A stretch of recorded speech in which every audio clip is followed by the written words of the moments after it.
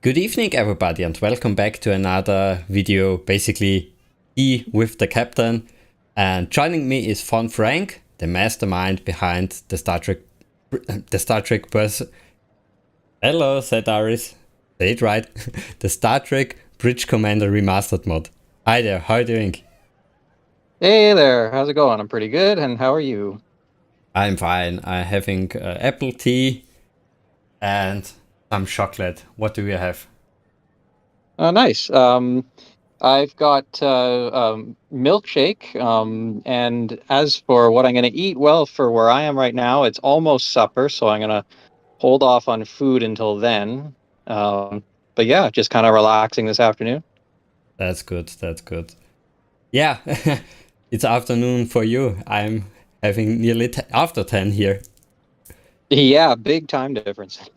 Yeah, but that's fine. So, Yeah. what is new in your mod? Let's go directly to business. Well, yeah, sure. At the moment, there's still no new release based on, I believe, when we last talked. The current version of the mod 1.2 has been out for a while now, and people have been having lots of fun with it, and seeing lots of people make videos and um, talk about it and discuss about it and stuff, which is a lot of fun.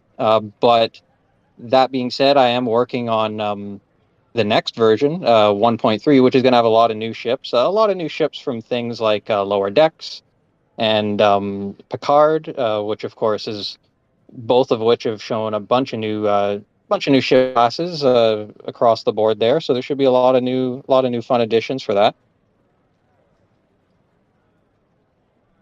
And do you plan also to add more from the classic content?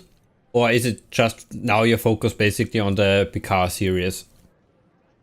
Well, if there's ever any new things that are made by the community, either new ships modeled or things along those lines from the old series that have never been done in the past, then absolutely, like definitely I will certainly want to add them. But I think at this point, almost for the most part anyway, almost everything from the classic 90s Trek has been created or made in some way, and I've already attempted to include it.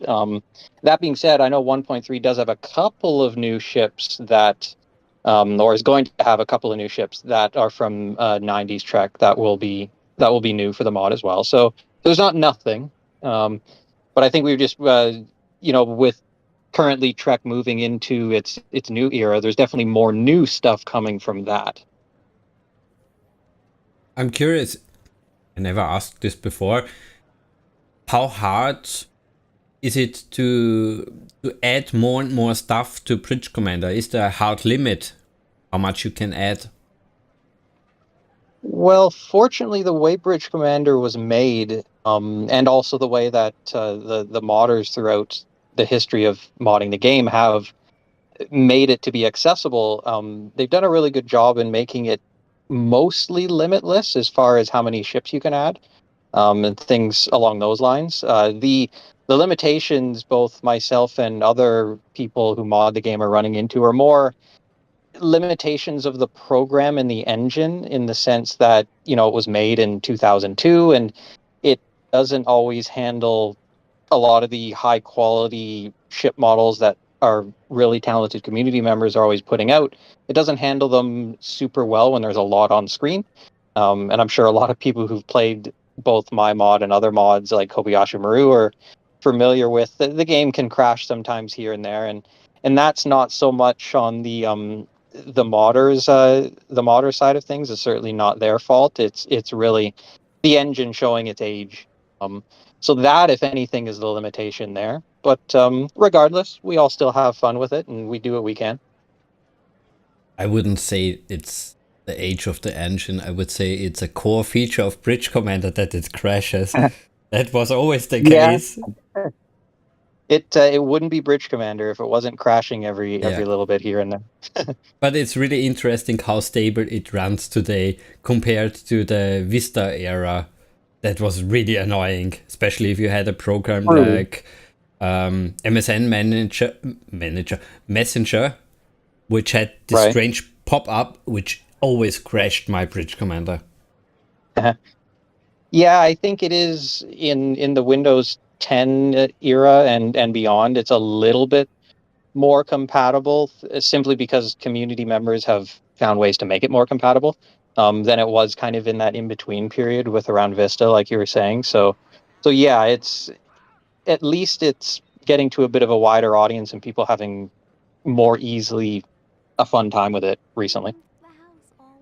Also, since last time we talked, there was a big re-release on GOG. Did you get it there That's and true. maybe checked out the version?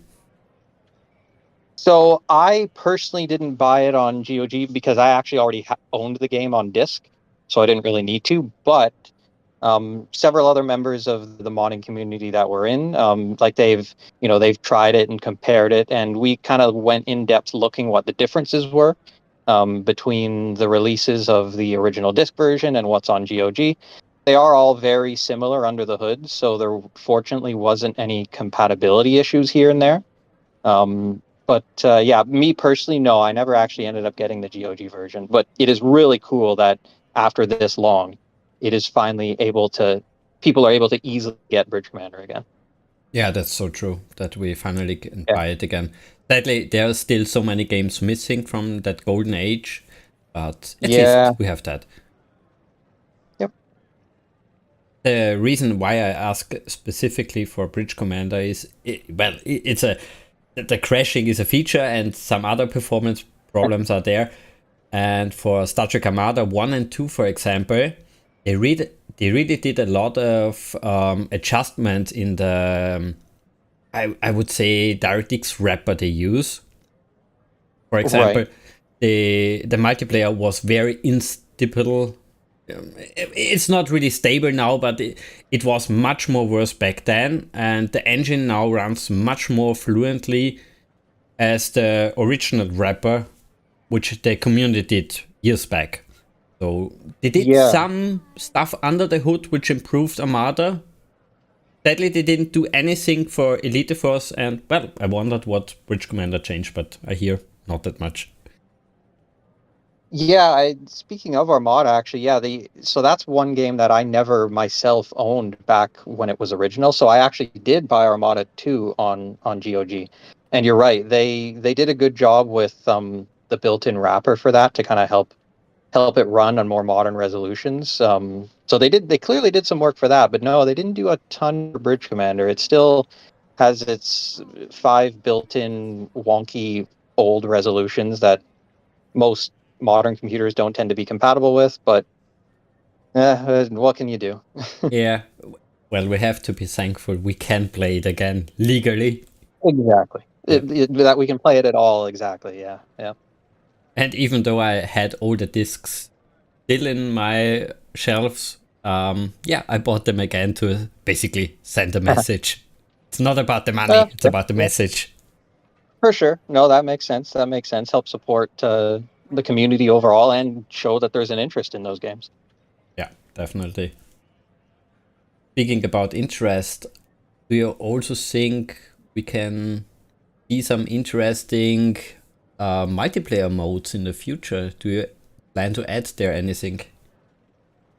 There are plans to do so, and actually, so far, other members of the community have been recently stepping up and making some new multiplayer modes.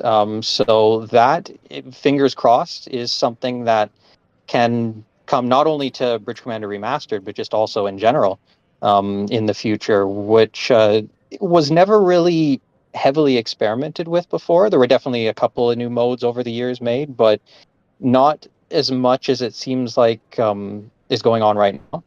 So I won't really give too many spoilers on what they are because I'm actually not making them, and therefore I don't know if um, the creators really want me to say yet. But yes, there are potentially going to be some new modes coming out. Nice, nice. Way to play them. Yeah. Playing your content this afternoon, I also noticed a feature from Kobayashi Maru, which I miss a little bit. The multi-targeting system. Do you like it? Do you Right. hate it? Do you plan to add it? So I have. a love-hate opinion on the multi-target system.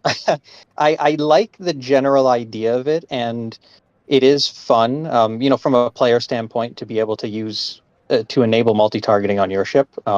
It is fun. The problem being the AI doesn't use it generally. So with that in mind, it does give the player a little bit of an unfair advantage, with the way it was built into Kobayashi Maru, at least. However, we have been looking into writing some new AIs that apply to certain specific ships.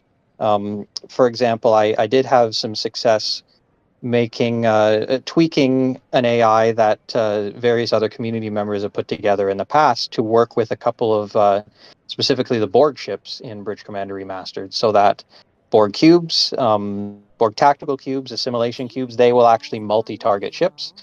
Um, it does make them a lot harder to fight, which is very fun. So, you can have a kind of a small fleet against them, and they will do quite well against that. So that is an AI side thing where the AI then will use multi-targeting. As for the player being able to use it in the future Bridge Commander Remastered, that's definitely possible. There's no current attempt to do that yet, because that would need a lot of reworking of various scripts to get it to work, but it's always possible. Nice. Yeah, I can understand why somebody wouldn't like that feature, but like you said, it's a nice little boost to the immersion sometimes. For It's, sure, yeah, for sure. it's fun, And there are basically fun. definitely examples in Trek where you see ship targeting more than one ship at once, which is why it would be kind of a nice thing to add. But there's other things that would need to be overcome first before it was implemented in a way that um, played nicely in a balance standpoint for both player and AI. What I never liked was the blind fire mode from Kobayashi Maru. If you remember, for example, if you Right. fight the scimitar cloaked ship and you want to Yep. fight it, it was really strange. It was a nice attempt to replicate the movie feeling, but it was strange. That is true, and that's also another feature that I would certainly like to add. But just as you were saying, it didn't always work completely smoothly. So a couple months ago, myself and a few others were discussing on how that could be tweaked and improved, and it is something that we're also thinking of doing as well. So it would probably also need a complete rewrite on how that worked. But yeah, being able to blind fire, just like you can shoot torpedoes without a target, being able to blind fire phasers without a target is something that would need a lot of adjustments to the core game in order to allow. Kobayashi Maru did it in a really unique way by making a fake target follow your mouse pointer. But we were trying to come up with alternative ways that were more smooth and more integrated. Yeah, I guess it was never a core feature for them, just something to play around. Yeah, yeah. It's strange too because the game default has built in the manual targeting system where you can it's the standard button is H on the keyboard and you can move the mouse around on your target and kind of shoot the beams wherever you want. But it doesn't work if you move the mouse off of the ship model. So what we were wanting to do, of course, is to make it so that it did work regardless, but the core game, like the actual engine itself, has problems with that, so it'll need to be definitely worked on heavily. And the last thing or last feature I would like to touch is what do you say about the scanning ability from Kobayashi Maru, where you could scan an enemy ship and see, for example, how many torpedoes they still have? That is actually a neat feature that, now that you bring that up, I haven't considered adding, but yeah, I do like that idea. I remember that feature from Kobayashi Maru. Um, from a gameplay standpoint, it didn't add a ton, but it was kind of neat to be able to do. So yeah, that's very possible. I don't see why that couldn't happen. I just remember also the Klingon Academy and Starfleet Academy days, where you also had so much meta game basically, where you could scan the enemy ships, have additional information, have a ship's library, have a Right. what was it, a marine system where you could board the enemy. There were so many crazy ideas back then, Yeah, even or in even a lot of the multi-level. other things from Starfleet Command as well that had various elements like that. Yeah, there's so much that could be added. I think that, oh, and a lot of it has a lot of merit and valid options. It's, I guess, getting around to figuring out how to script it would be would be the hard part. Yeah, and as we mentioned, it's not the best engine, not the stable game, most stable game. Not the most. No, I mean, that being said, considering what it is still able to do 20 years later, like, I don't want to sell it short. It's impressive, but it's just not flawless in that regard. So yeah, I mean, it's nice, but there was ways it definitely falls short in certain areas that, as modders and as scripters, we just have to, unfortunately, we need to work around them. Yeah, and sadly, it's basically the only real 3D combat game in the Star Trek franchise. It is. It's the only fully 3D one anyway. I know Legacy exists, and that's kind of almost like Saw it 2.5D. 3D. Yeah, but it's not. It's not the same. It's definitely not the same. Bridge Commander really, the definitely the best aspect of it is that they really nailed the capital ship combat. They got it really well done, and which is why the game has had so much, so many legs, and that it goes so far into the future. Yeah, definitely. But as with most Star Trek games, the community helped a lot. Especially the modding community kept this game alive. Absolutely, absolutely. And they really, all of them deserve so much praise for the things that they were able to put together, even from like a year after the game came out, all the way right up until now. So many people have brought so much talent to this community for that. And like, I don't want to take too much credit for that, because I'm not really that great when it comes to 3D modeling, and I'm not really that great when it comes to scripting. Is there's certain things that I'm not too bad at, but it's other members of the community who are good in those areas that really deserve the praise. And would you say the community is still very active and even maybe is growing a little bit? I would say over the years it's gone up and down. Still don't think it's necessarily as active as it was, maybe back in, I don't know, like around 2008, 2010. It seemed like the community was really, really big then, as far as new ships coming out almost all the time. But I think the community is now active in a different way. There's not as many 3D modelers necessarily, but there's a lot of people who are interested in digging into areas that haven't been looked into before. Some behind the scenes things, as well as also, like I was saying, some multiplayer missions, etc. So maybe not as active as it was at its height, but still, it's kind of having its own little renaissance in a way. That's good to hear. Yeah. Sadly, it's maybe a strange critique from a gamer, but I wish the re-release would also bring more multiplayer matches. It's sadly none of the Star Trek games which re-released got a boost in multiplayer. It's sad a little bit. Yeah, I think with that, a lot of it is people playing multiplayer, just with a couple friends here and there, either privately hosting a match or something like that, which we even do that on some of the modding communities that we have for Bridge Commander. We occasionally arrange games here and there.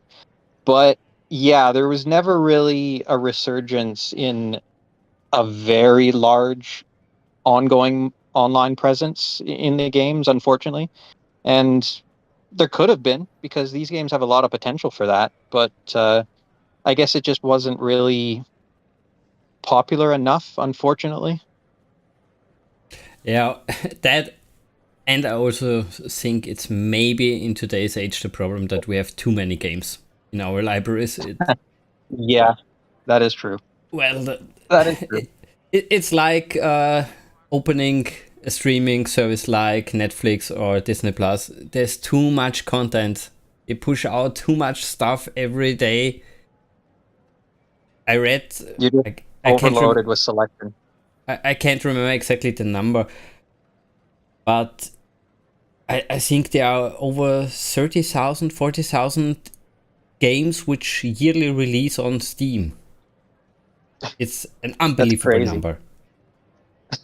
Of course, it's a lot of garbage, but Yeah. the amount itself is crazy. Yeah, probably only like 1% of that is actually like top tier stuff that continues and grows a big community. But yeah, when you consider just how much there is, it's kind of nuts. And even that 1% is maybe too much for humanity if you consider how Yeah. many games we have from. Let's narrow it very down to the time frame from 2000 to 2023. How many games that are, which are top tier? It's a lot. Yeah, even just in the selection of what games like you or me may be interested in personally, right? You know, that we don't necessarily have time even to play through all the games that we do have. Like I have several in my Steam library that I started and then never finished. Oh, the pile of shame is very big on my side. Yeah, yeah. Okay, closing off maybe Bridge Commander. Just one last thing. What Yeah. is your favorite feature you're looking forward to release? Or maybe what you have plans? Hmm. Well, if I were to choose one small thing, I guess the the board ships in Bridge Commander Remastered that have the like the cube and any type of cube does that shield pulse that you see in Q Who, the very first episode where the board were introduced, and shoots the Enterprise, does no damage to the ship but lowers the shields. So they've had that in the previous version, but I've added visual effects now to that. So when the ships hit, there's actually like a green ripple all over the ship.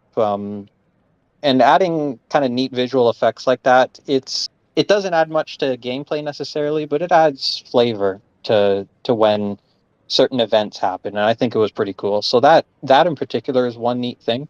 Aside from that, new multiplayer matches is another, or new multiplayer modes is another big thing that hopefully, fingers crossed, several new ones come. Oh, damn it. That is just something which came up here. About you talked about adding some flavor. Do you plan to add the green energy weapon which disabled all energy on your ship? It was in Kobayashi Maru, and I think it was a crazy nice feature. Oh, the Breen energy weapon. Yeah, the dampening weapon.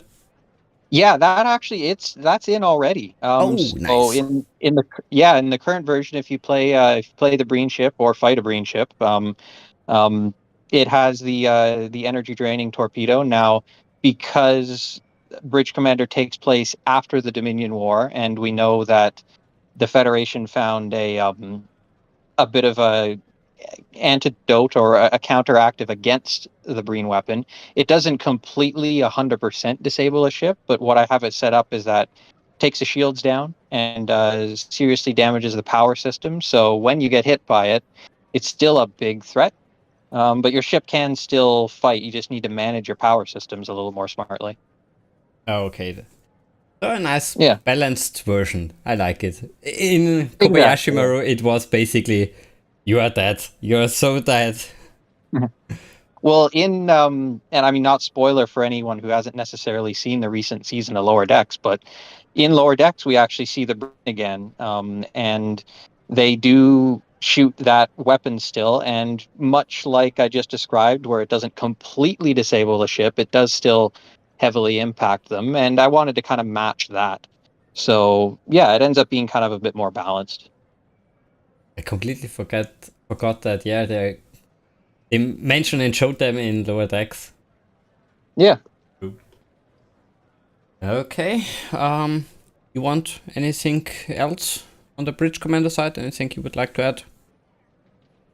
I don't think so, other than just a thank you to everyone who enjoys the mod, and an even bigger thank you to everyone who's over the years made the ships, made the scripts, helped me tweak various things. They're the real heroes of that. I'm just bringing it together to make sure it works, but they're the ones who made all the content. So big thank you to all of them.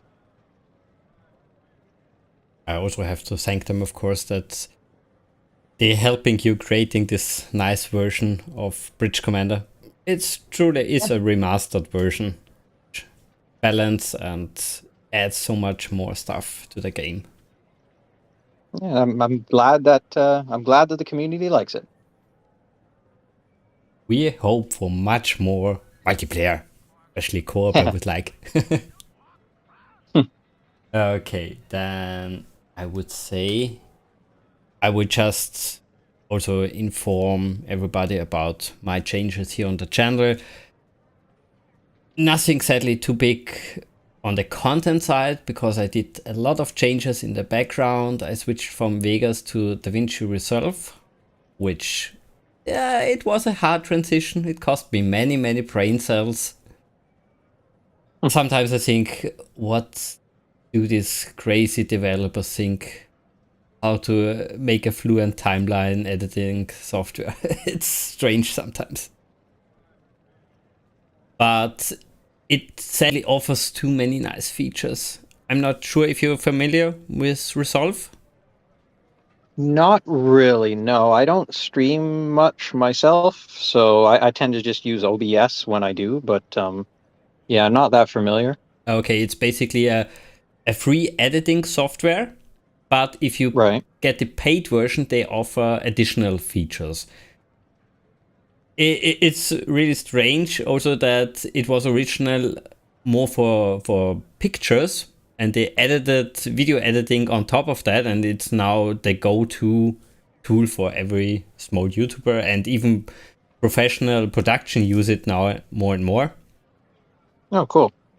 And yeah, they added it, for example, an AI-based noise removal or auto balancing from the audio, which really works nice, and it takes a lot of pressure from me. It makes it so much more easy. Right. But then there are also some crazy bugs which are annoying as hell. For example, I discovered the problem that if I edited the video, if I rendered the video too fast on highest speed, it will crash. If I, in combination with the audio AI, if I turn off the audio AI, it will work perfectly. But if I have it on, I have to set it to a fixed frame limit, say 60 FPS, the same as the video source, and then it renders completely normal. But if it's on maximum, the PC reroutes everything to the encoding, it will crash. And this bug is there for years now. They didn't fix it. Interesting. That's not just on your end. It's like other people have had the same problem. Yeah. I would never have found that fix without other people, because this is nothing you will try, because you will not think, hey, my PC uses too much power. Yeah, sure. Well, then I also switched, as I mentioned before the stream started, I switched from Twitch to YouTube streaming, which is on the quality side, of course, much better, because you can give YouTube much more bandwidth. There's no limit. On Twitch, you have max 8 Mbits, and that's it. And on YouTube, it's also archived for later. On Twitch, you have it, I think the highest what you can get as a partner is 2 months or 3 months, and then it's gone. Right. For archiving it, yeah, it does make more sense for YouTube. Like I know a lot of Twitch streamers will then copy it onto YouTube anyway. So yeah. But then you also have a bad copy for my 8-bit stream. Now I can say, hey, here's my entire bandwidth, 50 Mbit, take it what you need, and be happy. Right, makes sense. And especially if you do interviews, chats like this, I would like to preserve this not only on my hard disk, but also on YouTube maybe. For sure. So yeah, I switched, and it took some time to get used to both. And now I'm in the process of creating more and more stuff. The next thing I'm really looking forward to is streaming and playing the new Star Trek game, Star Trek Resurrection. Did you hear about it? Right. I have heard about it. Yeah, it's from what I can tell, more story focused. Yeah, definitely. It's a single player game, but it looks nice. It it is in the right era for me, at least. It's in the post TNG era, so Yep. you will see the uniform from DS9 First Contact. You will see the nice LCAR system, the bridges, the shuttles, everything. Yeah, that's my favorite era as well. So I remember when I saw trailers for it. Yeah, it was pretty impressive that it was set around then. I would, with Trek moving to where it's going now, I would have almost expected it to be in the new era. So it was refreshing to see it in the '90s era. Yeah, definitely. And they also introduced already the first big actor. Riker is coming, basically. Oh, really? Oh, that's cool. Jonathan Frakes reprises his role. Huh. He's been in a lot of things, like as far as Star Trek is concerned. Oh, definitely. Definitely. Yeah, so many different series, even in just cameos, but still, yeah, yeah. What do you think about his work on Picard? How did you enjoy the last season? I personally very much did enjoy the third season of Picard. Yeah, I wasn't too hot on the first couple seasons. They weren't bad, but I personally didn't think they were that great. But the third season, although not perfect, it was really, really good. And I was looking forward to every new episode every week.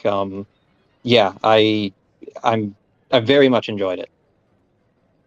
Well, see what will happen when a franchise uses the same sounds, the same graphics style.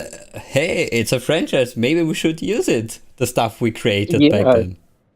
it's crazy what happens and how people, react positively when it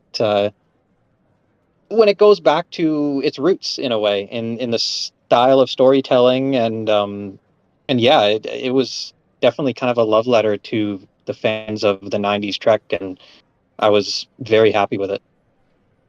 The only I have many problems with season 3, but the biggest one, it was so dark. It was really too dark.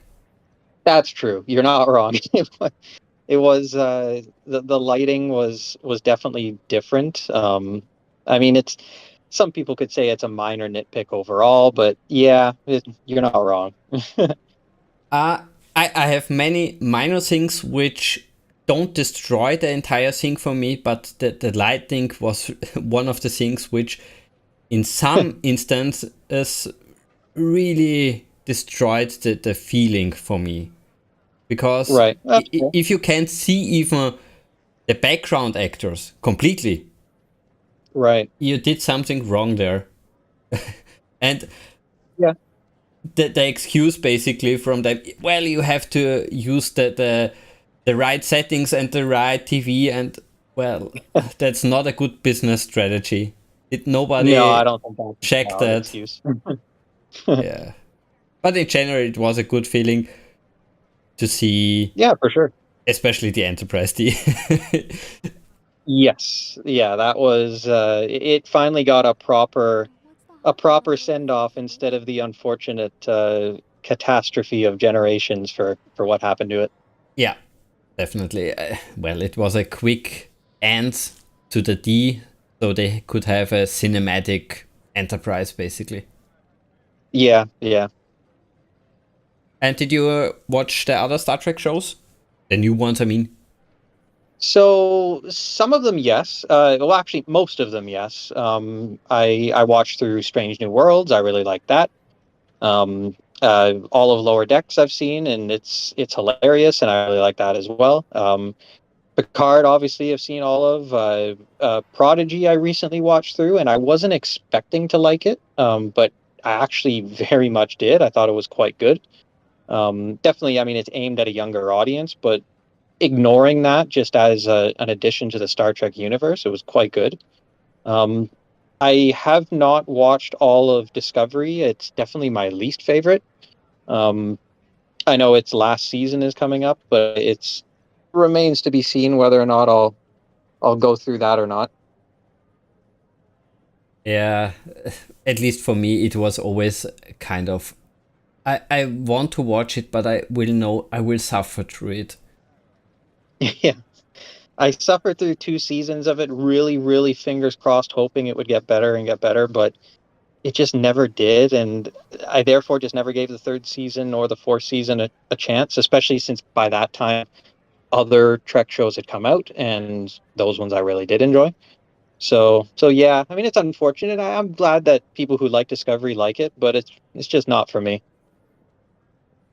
Also, it was interesting for me always that Discovery introduced us to many new things in the Star Trek franchise, especially one I really hate, sadly, that they basically messed up every season finale. It was always you build up to this epic finale where you have maybe an epic fight or whatever, and every time it was so. What the fuck did I just see here? It was then in Yeah, Picard season 1, in Picard season 2, and to some extent, I would even say in season 3 also. It was, of I would course, agree with that. Yeah, it was of yeah, course I would nice to agree. see the Enterprise D and everything, but the switch from the Dominion to the Borg arc was very strange. It was a good explanation, That, but it was strange. yeah, I would actually, that would probably be my biggest gripe with season 3 of Picard as well. That as good as it was, and even though they still kind of handled it okay, I was really on board with the whole Dominion aspect of it, and I would have been fine if they'd played that out until the end. But they kind of dropped the entire thing in the last 2 episodes and then switched completely toward the Borg. Um, which, I mean, everyone likes the Borg, and the general public, I think, knows the Borg better than the Dominion, which is probably why they did that. But still, the first 2 seasons dealt with the Borg. They could have stuck with the Dominion for the third. Yeah, definitely. Especially there is so much stuff already, the history from the Dominion side and Yeah, the interaction with Worf and basically the next generation crew would be really nice because they didn't face the Dominion in the series. exactly. And it was really interesting to see how that different crew was dealing with some of the threats that the Deep Space Nine crew dealt with. Yeah, and Um, it's but basically yeah, Worf on the sideline, which could always teach them, hey, we have to take care yep, about that and that and that, and nobody yep. should be trusted. Yeah, it was definitely a missed opportunity. As much as season 3 was better than season 1 and 2, yeah, it's like you were saying as well. It wasn't perfect, but It's what the can you do? best Star Trek since 2005, but it's still I would agree. Yeah. a, half a light year away from the golden age of the 90s, where Yeah. the feeling about every aspect was, I don't want to say perfect, but it was really nice balanced. Yes. Yeah, I still think that is and for a long time will be the golden age of Star Trek. Um, it'd be wonderful if they could kind of recapture that feeling, but it may or may not happen, unfortunately. Congratulations! Yeah, but it goes maybe in the right direction now. We can have our fingers crossed, Yeah. especially maybe also the new game will also Yep. rekindle maybe It is the. definitely improving from when Discovery was first released all the way till now in this new era. Oh yeah, It's getting better. It's definitely getting better. it's getting better, and like I tried to say, maybe it's rekindle also the gaming side where we have more content. Yeah. And yeah, we really need it, especially on the multiplayer side, I would say. I We like Star do, Trek for Online, sure. but only one game. I was never the kind of gamer who could only play one game. Never. Yeah, I need yeah, I multiple agree. games. I need an RTS game, I need a Bridge Commander game, I need an Elite Force. Yep. Yeah. Anything else? Maybe you watched in the last few weeks or any new game? Uh, hmm. Not a ton for new games, I suppose. Other than I occasionally work on Bridge Commander here and there, always in the background, bit by bit. Um, uh, yeah, I don't know. I'm not sure if you've ever been into the Horizon Zero Dawn and Forbidden West franchise, but I've been replayed through that recently. Those are some of my favorite games. I don't know, not a whole lot else. Busy with life. How about you? The same. As a nurse, as a father of a 3-year-old, life is busy. Life is Yeah. busy. And if you also have the strange idea to make YouTube videos, do streams, do interviews, yeah, not so much time. No, it's always that balance of finding enough time to still enjoy yourself after work and also then relax from after work. Oh yes, the Yep. relaxing part is sometimes hard. Okay, then I would say we slowly come to an end and maybe do some unboxing here.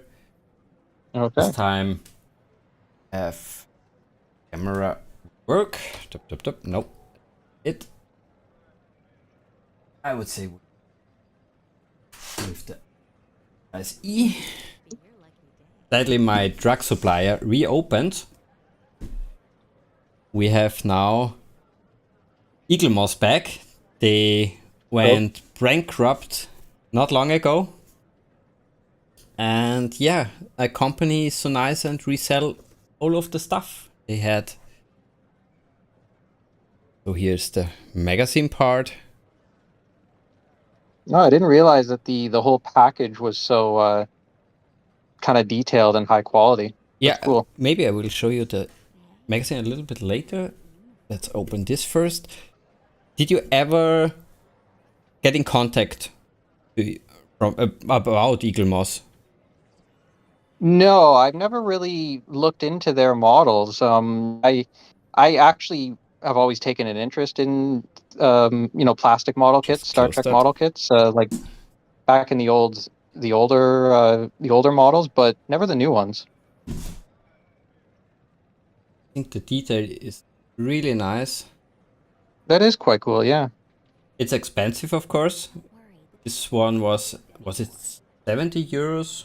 But as you can see, the detail is Right. really nice. Enjoy what they did here. Sadly, that The they went Aztec. bankrupt. I can tell it's the First Contact Enterprise, not the Nemesis Enterprise. Yeah, exactly. Yep.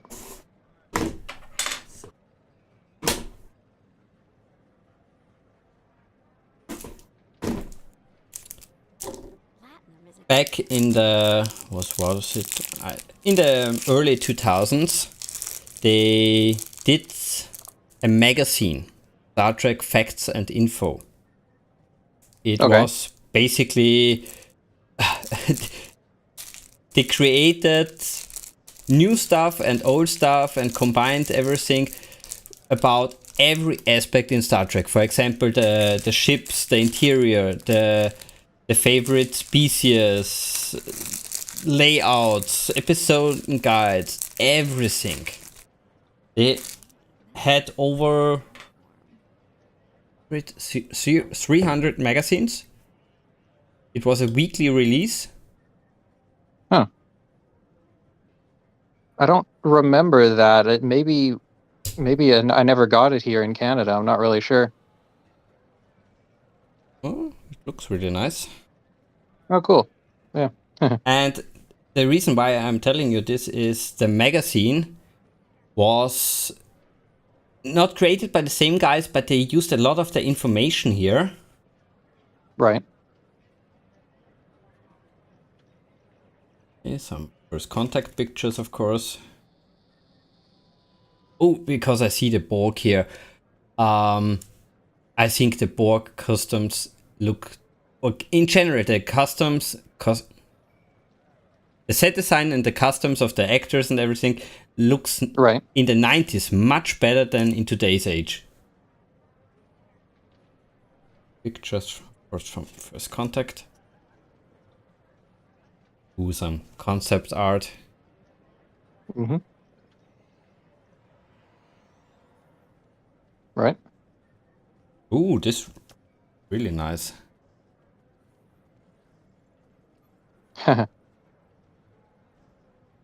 Oh yeah. Yeah, obviously some concept models, even concept art. Yeah. Probably all for First Contact. I would have liked to see her real face in season 3, not that ugly version.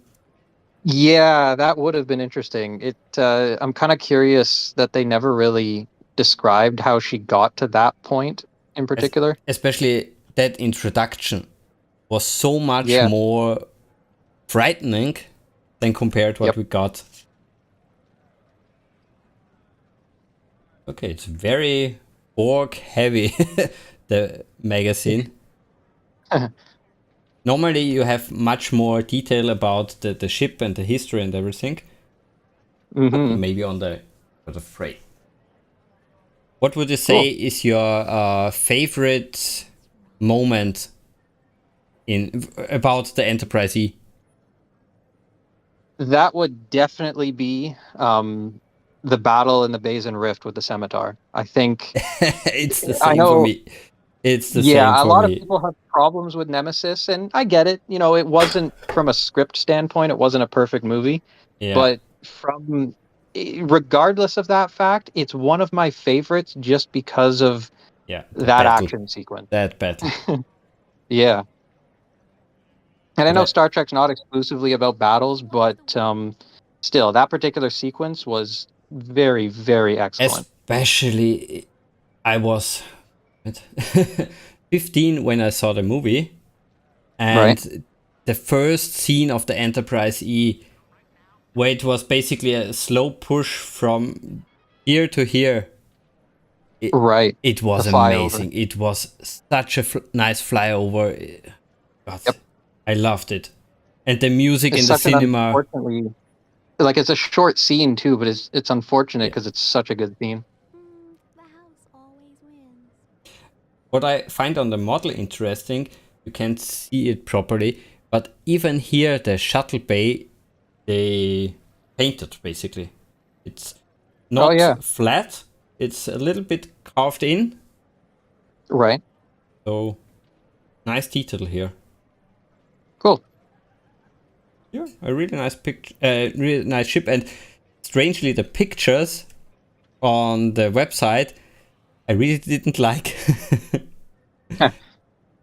Sometimes the stand is also a little bit wonky. Slide it fix in. Yeah. And now it's off. There we go. Okay. Go. Great. Little history about Eaglemoss. They released basically is it 300 chips, something like that, a crazy amount, 200 or 300 chips in the small version. Right. And then they introduced the XL version. The XL version is the Enterprise E, for example, here. And this is the normal version. Because I thought, hey, it's not a hero ship, and I don't need the big one for a bird of prey. Right. But even here, I think the level of detail is nice. Really, really. Stuck in there. It's still fairly large too. It's still decently It's, sized. yeah, it's still decent. Cool. Really nice. Do the wings move? No, they are fixed. they Ah. will move one time, one time only. Once only. Also here again, a nice detail in the background. Here we go. Cool. I have Yeah. a little delay on the camera, of course. Yeah. And this is also not flat, this is carved in, and also again a little detail of the impulse engine. Mm-hmm.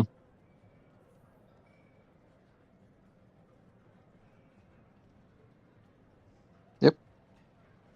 And also this isn't flat, it's carved in a little bit. Right, the wings are textured. Yeah. And luckily, no misalignment. Sometimes the paint is a little bit misaligned. But I can't Oh, see with any. the actual model. Right. Yeah. Right. Maybe I can see it on the Enterprise E. I can show you later on the Intrepid. Right. Yeah, perfectly. This is really hard pressed in.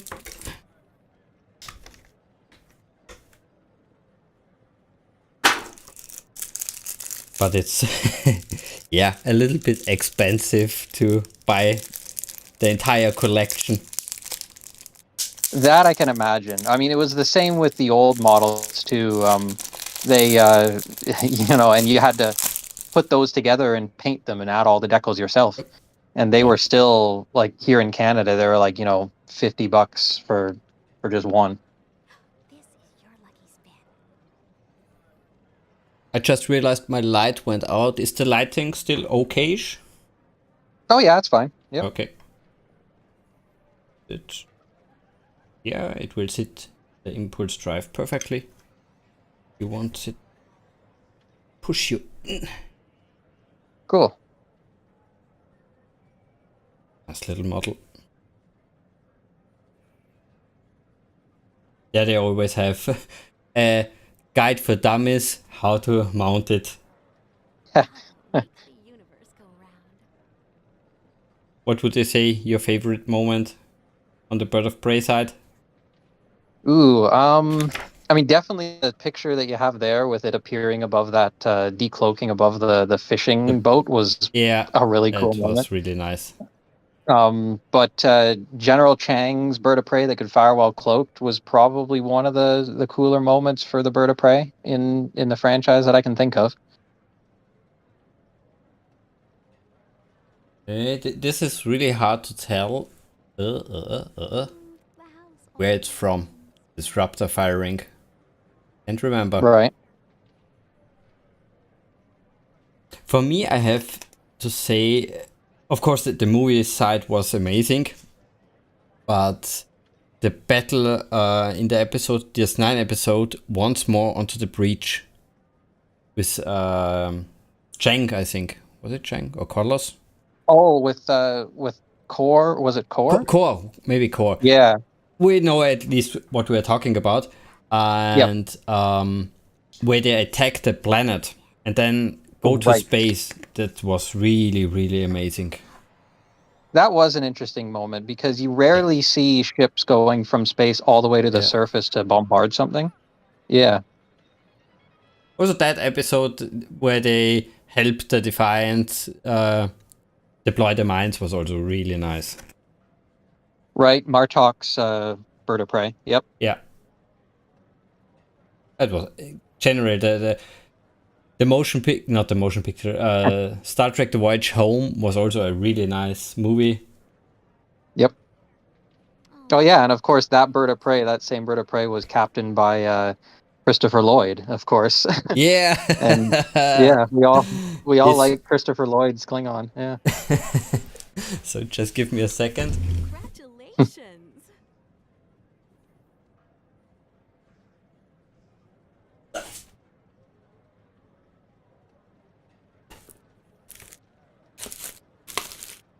My Voyager model is always in a bikini bag because there it's safe when I travel around and make pictures of it on the fly, basically, when I'm just Right. driving somewhere and make a nice picture in the background. Cool. If you see it,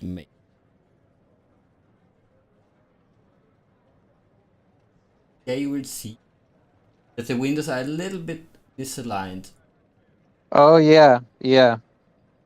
The paint isn't exactly where it should be. Right. Oh, But you only will see it that close if you go that far. You Right. won't Yep. see it. And it's a really nice model. And basically my Yeah, that one's introduction pretty good. of how to fake Photoshop pictures, basically. I ordinary use some Lego bricks, have it basically flying here, and paint out the Lego bricks. Oh, right, right. Yeah, well, two nice additions to my fleet. I really like them. Yeah. I think really was the effort. Yeah. Oh, wait, I just have an idea. Another second, so I can show you the crazy amount what Star Trek facts and info is. Be right back. Sure. Yep.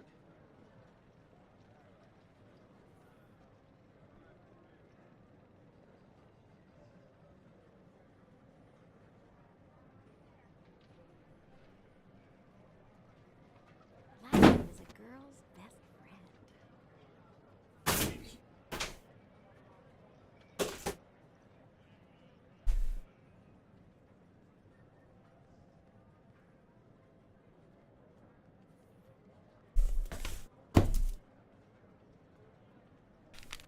So now I can hear you again. Yep. Sadly, it's in German, but to get a feeling.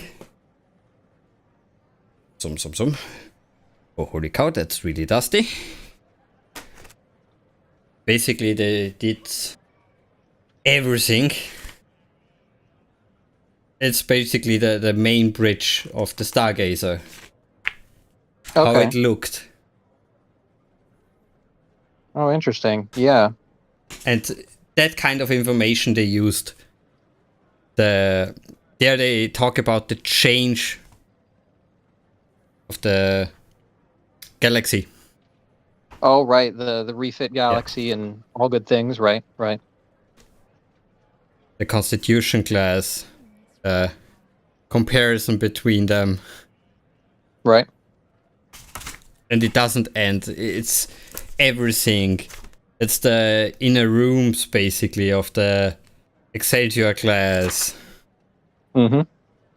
Everything. And I have around 12 or 15 maps of this one. So full about information about Star Trek. Even some there, this TAC class was only in one episode.